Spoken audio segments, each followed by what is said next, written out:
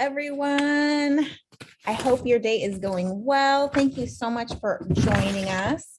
I am Holly Lopez, and a lead faculty here at UAGC, and I'll be hosting this session, which is Cultural Competence, the Elephant in the Room. We have a couple of speakers, and our next speaker is Dana Dillard. We are really excited to have you, Dr. Dillard. So by joining us today, just a reminder, you're acknowledging that this session is being recorded and will be shared with TLC related materials. Microphones will be muted for this presentation. However, we encourage you to post questions and comments in the chat. Also, we have enabled live transcription. If you'd like to use it, click the live transcription button at the bottom of your Zoom window. Now, I am pleased to introduce you to Dr. Dana Dillard, who has her PhD in health psychology, and she has a passion for all aspects of wellness. She serves as lead faculty for us here and assistant professor at UAGC, teaching courses in the MA and BA for psychology programs. She also teaches intro to psychology to local high school kids for dual credit through Highland Community College.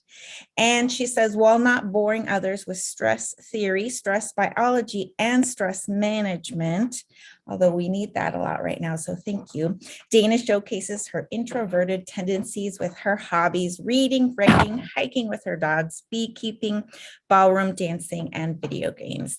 Thank you so much for joining us today, Dr. Dillard, and I, as an extrovert, am really excited to hear about the advice that you have to give us today. Thank you so much.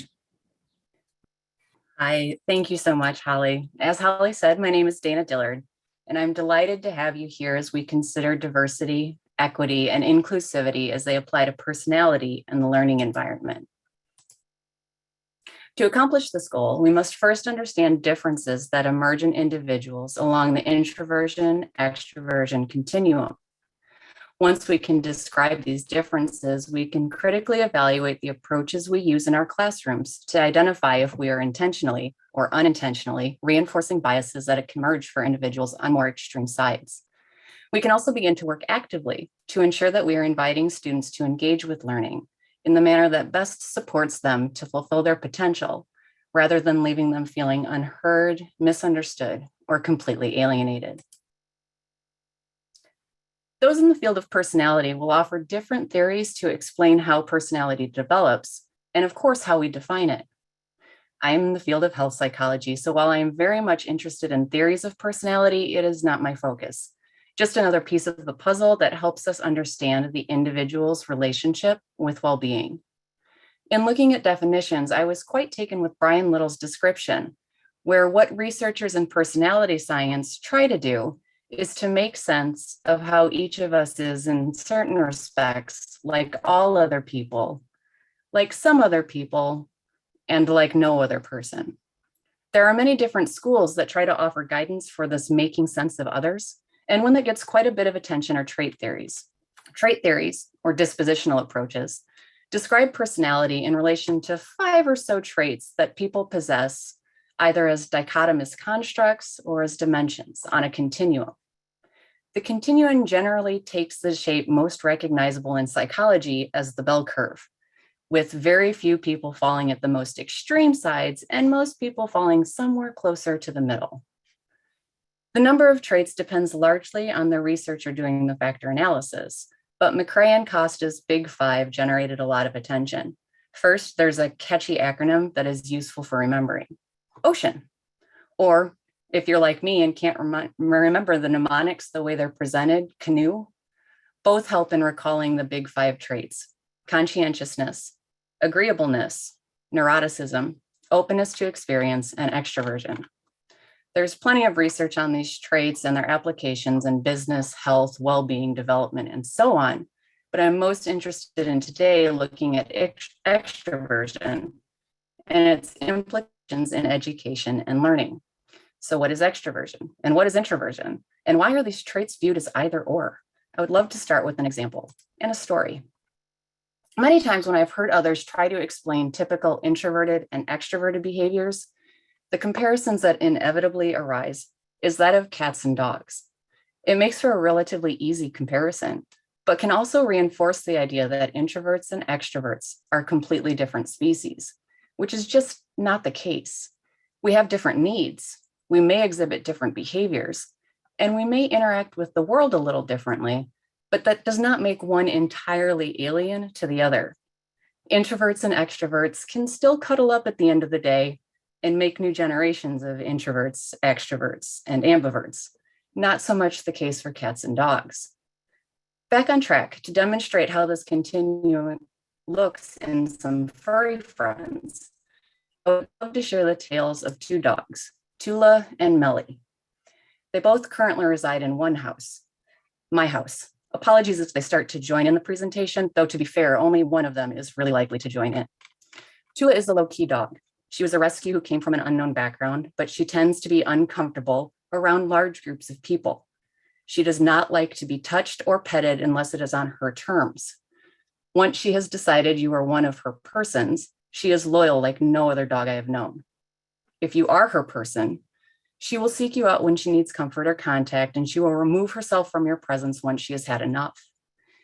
Even though she has faced very serious health complications, she still gets super excited at the prospect of a walk and will talk to you until she is leashed and out the door. If Tula has had to deal with new situations or more people than she wants, she will go to lay down in the hallway where it is safe and quiet until she is comfortable. Tula is my introverted husky. Melly is not. Melly is a big ball of energy who always has to be at the center of every activity that is going on in the house. If I hug my person, she will try to jump in between us. If I get up to go to the bathroom, she will follow me in and sit right there until I walk back out. And as people increase in introverted tendencies, it is likely that they become more protective of the sacred space that is a bathroom. If you have ever texted on a toilet or talked to the person the next stall over, you may not relate to the awful experience that is this golden fluff accompanying me to the bathroom. Every activity is met with the same level of enthusiasm. A walk, best day ever. A ball, best day ever. A moth, best day ever. A piece of lint falling to the floor, best day ever.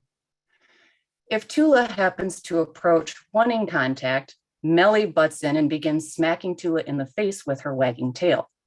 Any new person who comes to the house, Melly wants to immediately meet. She brings toys and tail wags and whines until she receives her pats.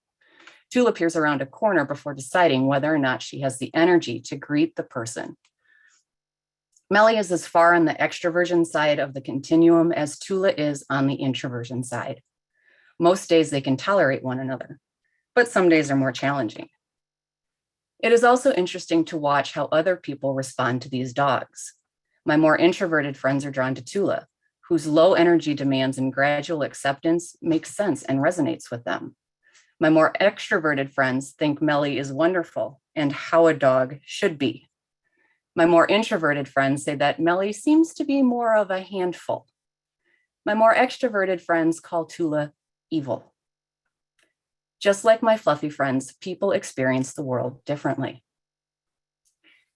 Jung, looking upon concepts from William James, identified these psychological temperaments as introversion and extroversion. According to Jung, the extroverts coincided with James's tough-minded philosophers, individuals who emphasize material things and objective reality. These are people who are energized by interactions and exchanges with others. Words used to describe extroverts in the AP Dictionary of Psychology include relatively outgoing, gregarious, sociable, and openly expressive, characterized by positive affect and sociability.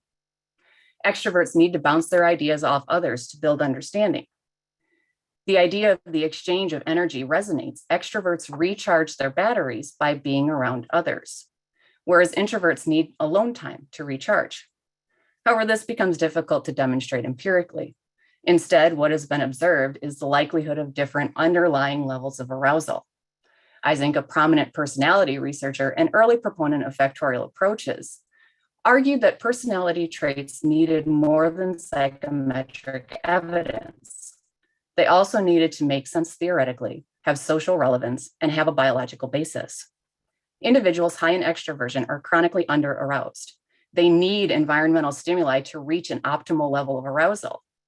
Interactions with people, coffee, driving very, very fast with the music cranked all the way up, texting and driving, or perhaps all of these at the same time, become wonderfully stimulating to an extroverted individual. These stimulating activities are rewarding to extroverts, and this is evidenced in the research, such as that by Lee and others, who identified reward signaling and executive control negatively correlate with extroversion. Furthermore, sensory stimuli readily habituate in more extroverted individuals, suggesting that situations quickly become boring unless novelty or new reward is regularly introduced. Whereas Jung connected James's tough-minded philosophers to extroverts, he identified that tender-minded philosophers represented introverts, those who were only interested in the inner life and spiritual things. Introverts look to the inside, or the internal private world of one's self and one's thoughts.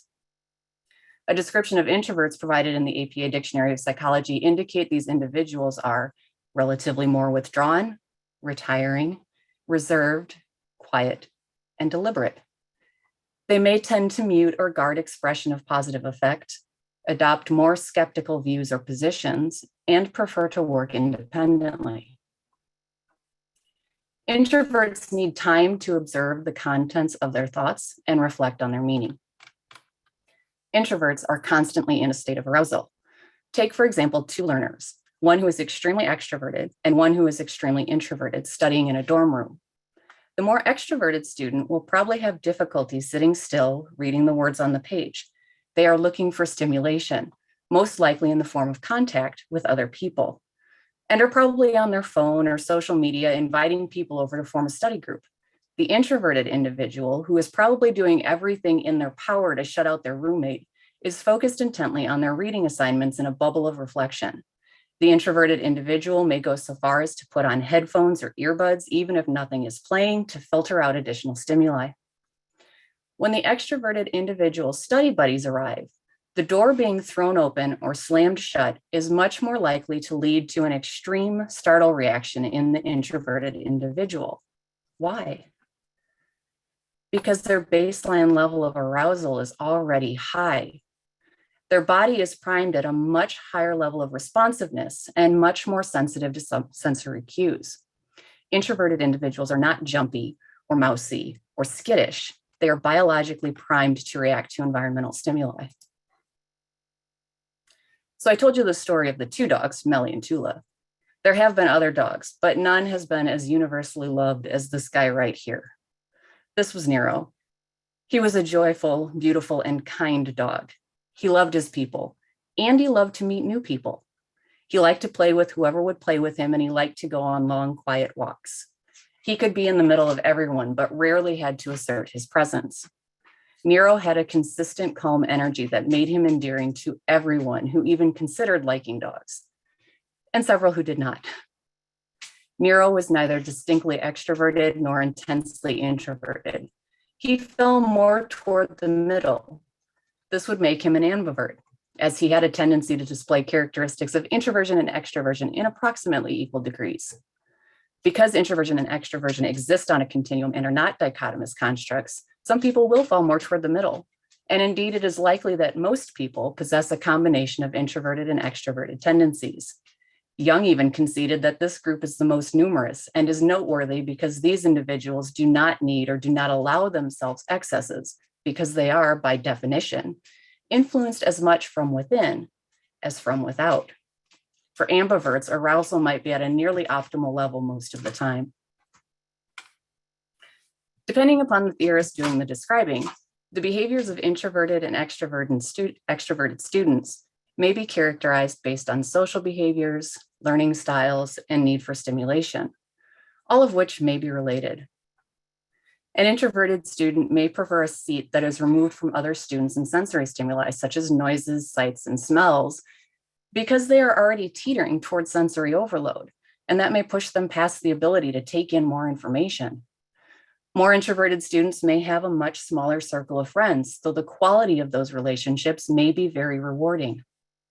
A more extroverted student may have a larger group of friends that can help deliver needed stimulation, but may have difficulty engaging with the quiet period of reading activity because there is not enough rewarding sensory stimulation to maintain focus. What an introvert or extrovert is believed to look like on the sidewalk, in a Zoom meeting, in the bedroom or the bathroom, or in a classroom can lead to stereotypes or beliefs about the characteristics, attributes, and behaviors of members of certain groups. And as humans, we are quick to find ways to confirm beliefs and slow or begrudging to accept information that discredits a belief. It is easy to find reasons to think a disliked person is annoying rather than caring, or to think that a liked person is funny rather than cruel. Likewise, threats to self-esteem and ego can result in the downward social comparisons. When we are hurt or threatened, we may strike out at others where we perceive them to be weak. And those perceptions are likely based on cognitive formations informed by society and culture. In the United States, there is a tendency to reinforce extroverted behaviors and condemn or question more introverted behaviors. A talkative child is rewarded for being outgoing and friendly, whereas a quiet child is often asked, "What's wrong?" or more assertively, "What's wrong with you?" Media grants a lot of airspace to people who are loud and reactive, instead of voices that are quiet and reflective. Even as I was working on this presentation, I became painfully aware of the terms people use to describe others based on personality aspects.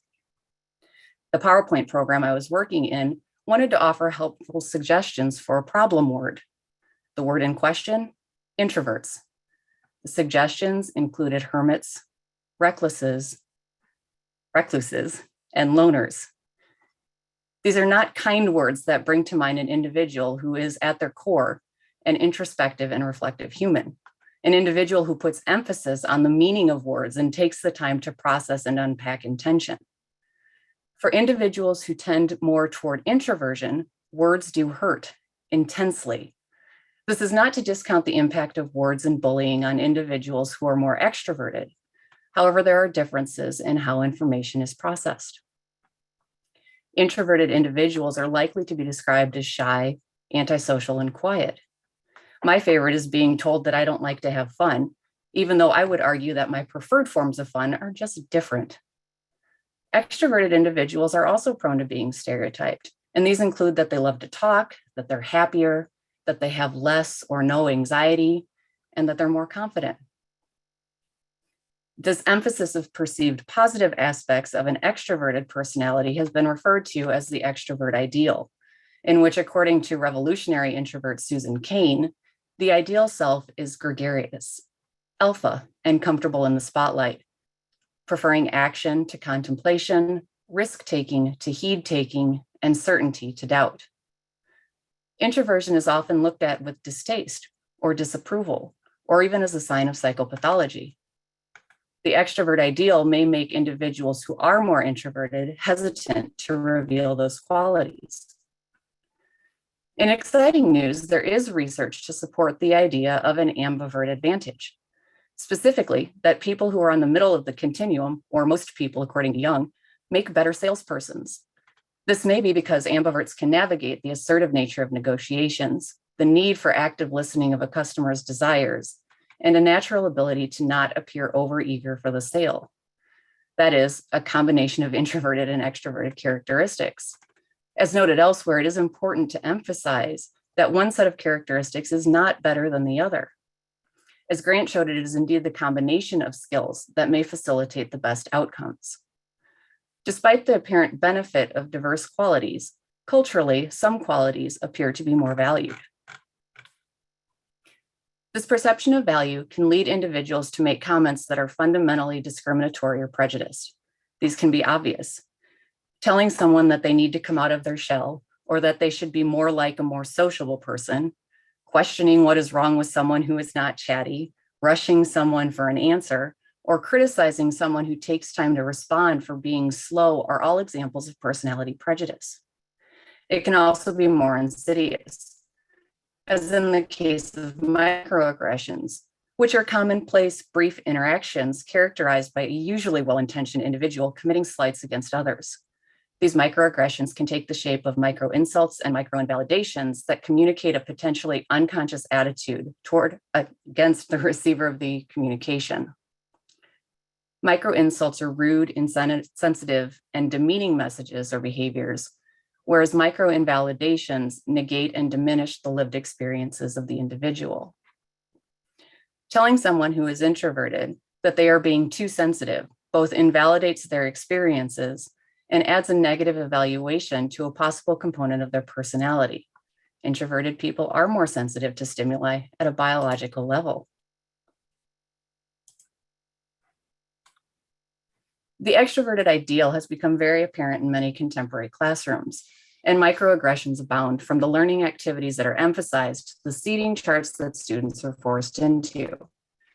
There is a push toward a constructivist pedagogy wherein the emphasis is on groups co-constructing knowledge to accomplish the task of learning.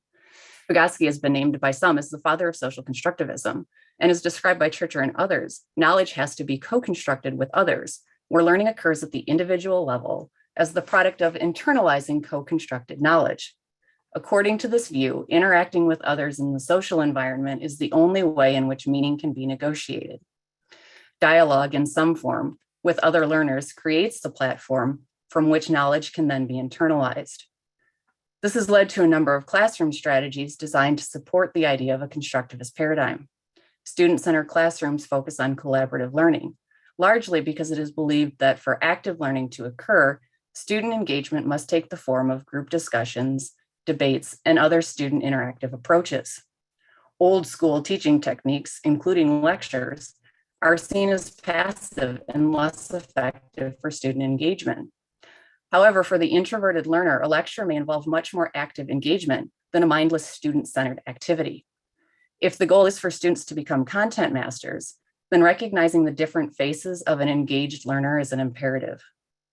An introverted learner is actively engaging with thoughts and information, reflecting on abstract concepts and transforming knowledge that is gained from firsthand from an instructor who is seen as a subject matter expert. So let's take a look at the activities we would expect to find in a typical classroom and see to which group of students that they may cater. I'm not trying to say that any of these activities are good or bad, just that they may present barriers to students along many, many lines. And as an educator, I believe it is important to be aware of this. With any group type activity, educators need to be sensitive to the overstimulating nature of these interactions that may lead to anxiety, shutting down, or lack of active participation by more introverted students. Brainstorming sessions are in general pointless for an introverted learner because the emphasis is on a rapid fire exchange of ideas. For reflective and introspective learners, time is needed to develop an idea, and being given quiet time to write down ideas is likely to be much more productive. Reading aloud, role-playing with other students, and peer review likewise have the potential to overload already over-aroused introverted learners. Introverted learners often crave one-on-one instruction over group work and lectures over breakout groups or learning groups. Online programs may be particularly appealing for introverted learners, where the emphasis may be on active and meaningful engagement with instructors in reading. Yes, classmates are there too, but it is a rich, deep, contextualized, and individualized response from an instructor that is desired. And most learning activities center on research, reflection, and writing. Personally, I'd never been so close to dropping out of college for the third time as I had been when I found out that 30% of every grade in every course in my online program came from group projects. Just as we have to be careful that we are not catering instruction to the relatively rare extroverted learner, we also cannot cater solely to the introverted learner. Part of education is learning the skills necessary to pursue one's passion project. Sometimes this is learning to collaborate, and sometimes this is learning to sit in a quiet room and do hours of research. But we can learn to balance these activities so that our learners can feel empowered rather than overwhelmed. So how do we engage introverts and keep extroverts interested? We can work to understand differences and get to know who our students really are by listening to what they're saying and what they are not saying. We can create connections and trust early in the classroom. We can work to adapt language to support the communication method of the learner, concrete and straight to the point for our extroverted learners, and for introverted learners, explorative, expansive, elaborative, and with time and opportunities for deep reflection. When possible, we can be flexible with the nature of assignments that would potentially interfere with actual learning. For introverted students, being put on the spot to read, provide a narrated summary, or stuck into a breakout group may not just be uncomfortable, it may be physically and mentally painful. We can allow time for questions to be answered and offer formats that are less focused on the loudest voice. In my face-to-face classes, I like to ask a question and give students time to compose a response. The silence doesn't bother me. I just let them sit there. Inevitably, it is a more extroverted student who starts fidgeting in the chair as the silence descends on the classroom and finally just explodes, unable to bear the quiet any longer. While my introverted students are not as likely to participate, they are given more time to reflect. What I have found is that they tend to come and speak with me privately after class to ask follow-up questions and seek more information. In the online classroom, we can work to post discussion forum responses earlier in the learning week when possible, and invite all students to engage with any instructor response. Though introverted learners may be extremely hesitant to respond to a post that is not in their discussion thread. So we may want to point them specifically to another response and invite them personally to join in that discussion. But most importantly, we can begin to engage our students by not lumping them into specific categories for which we may have deep-rooted beliefs that we may or may not be aware of. We can come to our students with genuine interest and learn about what they care about and are passionate about. When an individual, introverted or extroverted, can identify a passion project, or as Dr. Little called it, a core project or personal project, we may see that the individual will act out of character, at least the character we assume them to have. Someone who is seen as passive may become more animated. Someone who is outward projecting may sit quietly and focus on reading research. Those core projects provide a script that can override the bunch of traits we may normally exhibit, and this is where we sparkle.